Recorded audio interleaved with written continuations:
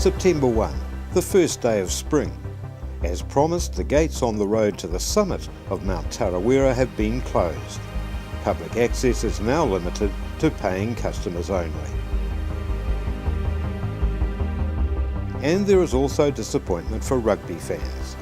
Over the weekend, the Steamers have lived up to Craig Tiriana's predictions. In front of a disappointing crowd of less than 5,000, the Bay of Plenty team go down to Otago 46-31. This week at the District Council, Johnny Lepper is back on deck, as the vote is taken to borrow $4.5 million for the first stage of the airport redevelopment. But it's clear his health is still far from good. He knew that he was very, very unwell. I think he knew all along, but he just wouldn't admit it. And he certainly wouldn't tell anybody else about it. He was at an airport meeting. He'd just come out of hospital, was lugging large oxygen tanks round with him. And I was genuinely concerned because you don't like to see a good friend being unwell. It is approaching the anniversary of what is now known simply as 9/11. And the staff of the Daily Post are hurrying to put together the final touches of a special edition commemorating the event. But fate has other plans. With the second Tuesday in September comes the news that overnight the city has lost an elder statesman of local politics and one of its leading citizens. Johnny Lepper has died at the age of 71.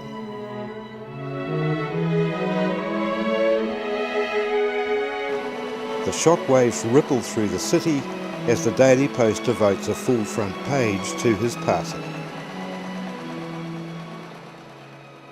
Johnny's death was a huge shock and a huge loss to the city, and he is certainly someone that deserved a great valedictory. A stunned district council finds itself suddenly without its godfather. Huge sense of, sort of the old boy's gone, the old patriarch, because that's how he was considered amongst all of us. I mean, hardly a councillor would have thrown a nasty remark at Johnny Lepper. You didn't do that. He didn't throw nasty remarks, and so nobody threw a nasty remark in return. And there was a huge gap at the table. To see what's here tonight, and talking to some of your people, they still are I missed him. flabbergasted. The loss of Johnny was huge to me. I personally had a lot of respect for him because I'd seen him take a very old truck at Nongataia as a wood truck and turn it into something that was well worthwhile for the people of the Rotorua district. It was a shock. Since 1989, when I first met Johnny Lepper, when I joined Rotorua District Council, Johnny and I have been mates. That's what we call a quick way of doing things. Johnny was not only Deputy Mayor, but also the Chairman of the new airport company, as well as the Rotorua Energy Charitable Trust. It's a profound loss. On behalf Mayor Graham Hall is particularly affected. He was a very good mate, and I have to say, and I've said it before really, that I don't think during my term in office I could have achieved as much as I did if I didn't have Johnny by my side as my 2IC. I only really got to work with Johnny for about 6 months, and during that time I thoroughly enjoyed his company. A very dry wit, strong character, great relationship with the mayor, probably unlike any other mayor-deputy mayor relationship that I've seen, and a strong support from the rest of the council. At the Civic Centre, a sombre Rotorua pays its respects to a man who contributed so much to the well-being of the city. The crowd gathered represents the full spectrum of the community and organisations that Johnny Lepper served so well. I've been extremely lucky. I've been able to take part in building the future of a wonderful city. People of Rotorua don't realise, in my opinion, what a beautiful city and a great group of people they've got. So my reflections are that I can look back with some pride on the part that I may have played in the development of this city to being what it is. The following week, the Rotorua Review adds a last sad note as the city returns to the more mundane affairs of the day.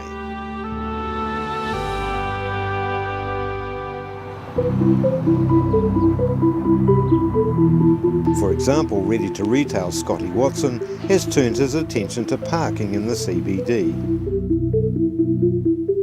Part of the problem is the convenience of free parking at Central Mall, compared with metered parking elsewhere. But his lobbying for parking fees to be abolished is likely to fall on deaf District Council ears. Records show that in the year 2000 alone, the council gathered around $700,000 from parking fees and associated fines for infringements. Ian Edward has different concerns. There's no question in my mind that to be successful for the city's status as a #1 tourism destination, that we've got to be more proactive in the whole area of funding events. Now, when I say events, I don't necessarily mean events like mine. It may be conferences that I'm talking about. And to achieve that, we really have got to have a significant bidding fund. Ian Edward has just seen a prime opportunity for Rotorua slip through his fingers. For months there have been rumours that the enormously popular Peter Pan figure of British pop, Cliff Richard, would be performing here. In fact, that appearance would have been just part of a much larger deal.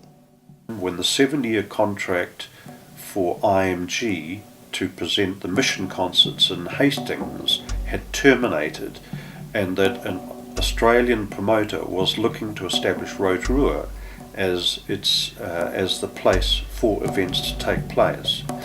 Now, the deal would have been that he would have provided a 5-year contract for the city that would have brought the likes of a Rod Stewart, a Neil Diamond, and other international artists of that character to the city.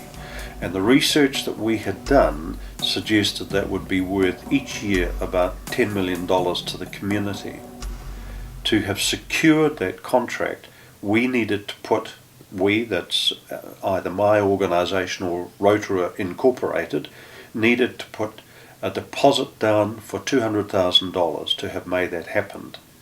We were unable to do that, and an Australian group then came in and took over the IMG contract in Hastings, and they secured that ongoing contract, which remains until this day.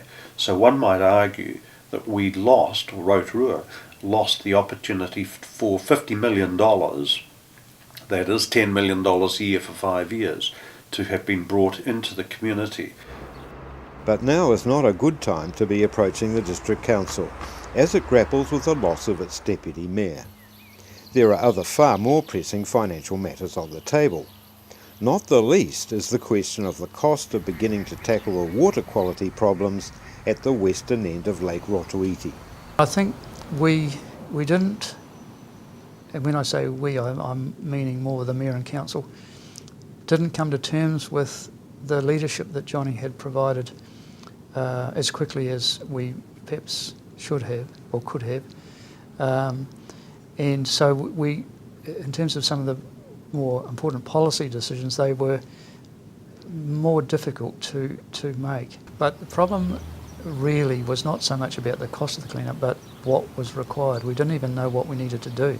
Increasingly, it is looking like the extra money needed will be coming from the district ratepayers by way of a hike in rates. Almost a century ago at Okawa Bay, the state of the water was far from people's minds. The sawmill here was a busy hub for the local timber industry. By the mid-20th century, the lakeside location had become a highly popular caravan park.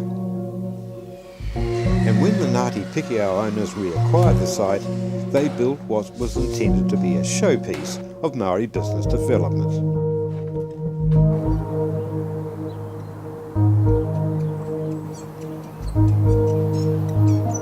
But the The opening years of the new millennium have brought hard times for the resort's operators, and there has been a lingering threat of closure. Now near the end of September comes the good news that despite the local environmental problems, a deal has been struck that will bring a partnership with a major international hotel chain, which should revitalise the ailing business. And from the swings and roundabouts world of events hosting comes news of a Tauranga loss and a Rotorua gain, as the organisers of the National Brass Band competition announce a switch of venues for 2003. Our larger neighbour pays the penalty for smaller venues and facilities which have not kept up with developing for modern times. It's an object lesson not entirely lost on our city fathers. We've never really gone out of our way to go and steal something from anyone else. Taupo went through a bad patch with one of their sponsors, and they threatened to pull out unless they put more money, so they came to us and we said, well, we're not interested. We're just not interested in taking off Taupo. You negotiate with Taupo. And I have lots of evidence to show that that happened. But now and again, you will find you do lose some. I guess we've lost a few too because somebody's put more money up. So win some, lose some. It's October, and as Rotorua begins to gear up for a new tourist high season, there is increasing speculation over how well the city business interests might profit more immediately from a world-class sporting event being held in Auckland. New Zealand's defence of the America's Cup is just beginning, and Auckland is truly a city of sails as the famous regatta gets underway.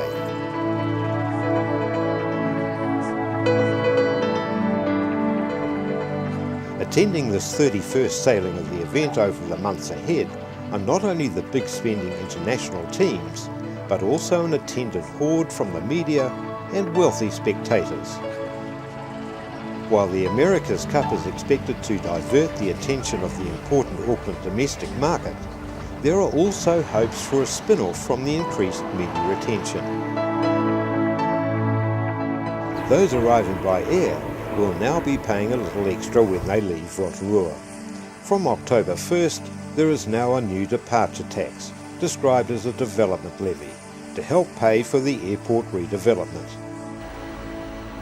The move has been well publicised ahead of time, and at this stage there seems to have been a general acceptance of the modest $5 surcharge.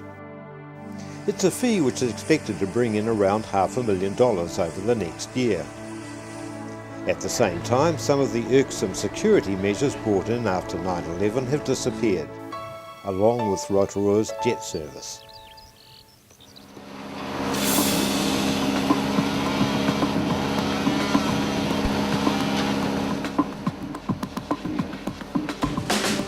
October is the month when the city's gardens really come alive, and once again the hard work put in by the council gardening staff has reaped the reward.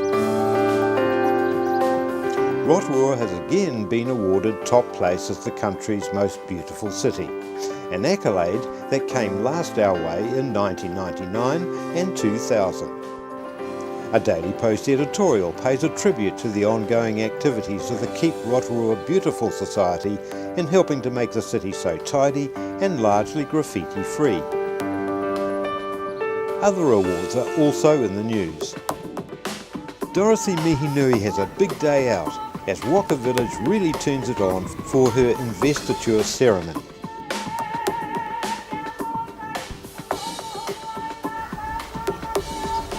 Guide Bubbles was appointed Distinguished Companion to the New Zealand Order of Merit in the Queen's Birthday Honours List, and now a vice-regal party are about to arrive at Whakarewarewa to pay tribute to a woman who has devoted years of service to local tourism and her community. And photographers from both local papers are on hand to record the moment, as Governor-General Dame Sylvia Cartwright does the honours.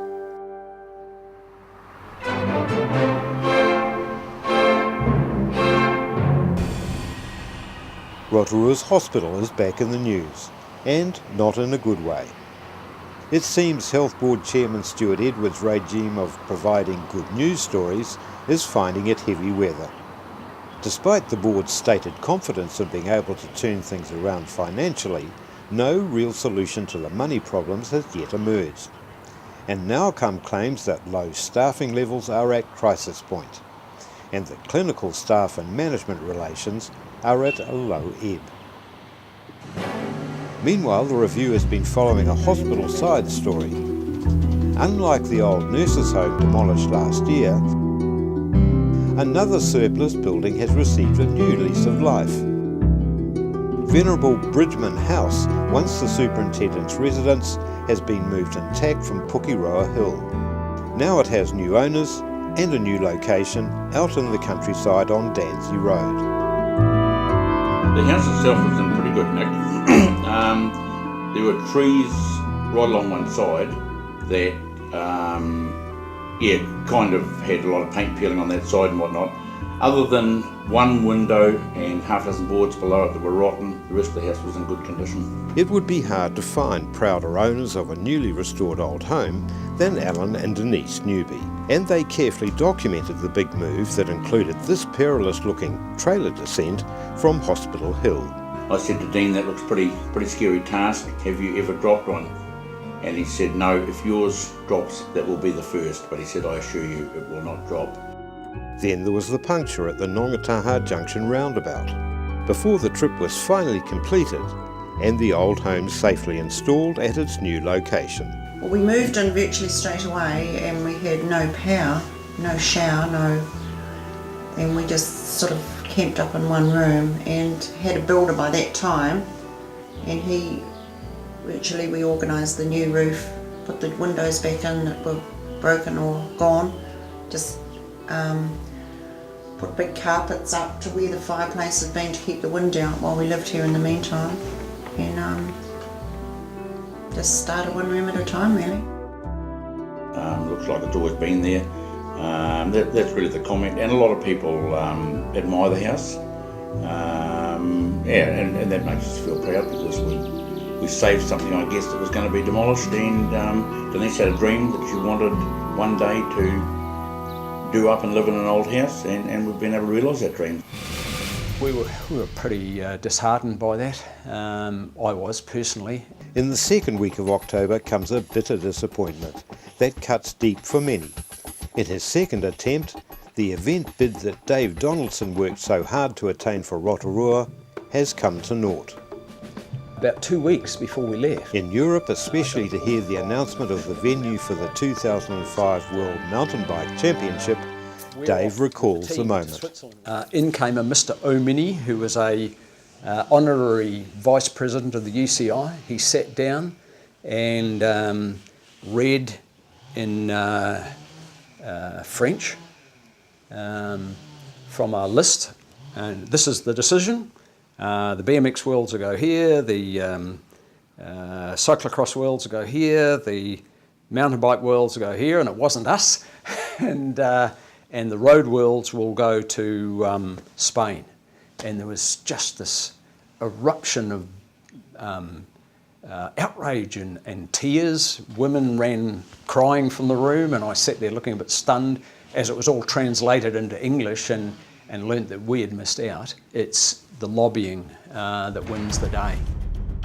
So with an outstanding Rotorua bid defeated by European sporting politics, the question mark left for Dave Donaldson is whether, after 2 failures, there will be sufficient local enthusiasm to support a third attempt. In the middle of October, it is local enthusiasm to attend NPC fixtures at the International Stadium that is coming under stern scrutiny by the Bay Rugby Union. 2002 has been a tough year for the Steamers and their administrators, and with a string of losses leaving fans underwhelmed, attendance numbers at home games here and at Tauranga have been disappointing. There is only one game left for the Rotorua crowd to redeem itself, and that, once again, is a fight to stay in First Division against old rivals Hawke's Bay. But there are those who can already see the writing on the wall. Rotorua might not like it, but Tauranga's escalating population base is becoming a force to be reckoned with.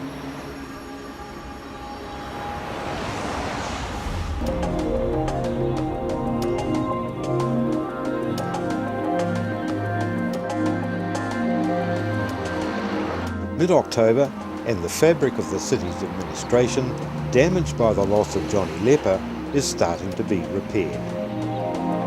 Councillor Neil Oppett, already a director of the airport company, takes over the reins as chairman. And at the airport there are signs that earth may soon be moving to lengthen the runway. Prospective candidates for the council vacancy are now gearing up for a by-election in the West Ward. In the Wepper family, Janet and her husband Matthew have had to make an important decision. I went and talked to Matthew and I said, look, I'd like to go. I know you've stood a couple of times and haven't managed to get on, but would you mind if I did? Because I really believe that I should, and I really believe that we'd prayed about it and I really thought that it was a good idea and that I had something to offer that may be a bit different to other people there. And he supported me. He said, yeah, if you want to do that, that's fine. And he was really happy about that. And so we had actually agreed that I would go in the next elections. But then when Johnny passed away, we thought, well, we may as well stand now. Even though we only had 6 weeks to sort of plan a campaign. But the big question at the District Council is who will be chosen to take over the role of Deputy Mayor, a position which has been held by one influential councillor for almost 15 years. I looked at the situation at the time that the Mayor was going through and the amount of pressure that was going to come onto the Mayor in respect to the core business, the core infrastructure, the cleaning up of the lakes, the sewage systems, the airport issues around about that were all starting to stand up on their rear end. Trevor is the best ambassador Rotorua has ever had. Graham at that stage was doing his best and he really did work hard for the town, there's no question about it, he was available for everything. But I believe that Trevor was the right person to be deputy to take over and help him out. The news of Trevor Maxwell's success, when it comes, is somewhat overshadowed by one of the busiest times on the Rotorua calendar, Labour Weekend.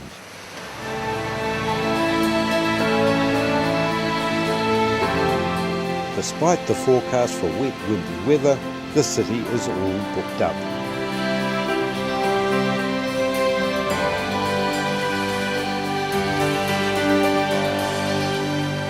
Among all the weekend's events, one of special significance is the Steamers Promotion relegation game at the International Stadium. There is a desperate hope that a good crowd will forestall that recent criticism over poor Rotorua turnouts. Ticket prices are halved in the hopes of filling empty seats. On the day, the Steamers once again leave a hopeful Hawke's Bay team disappointed by winning the game 37-21.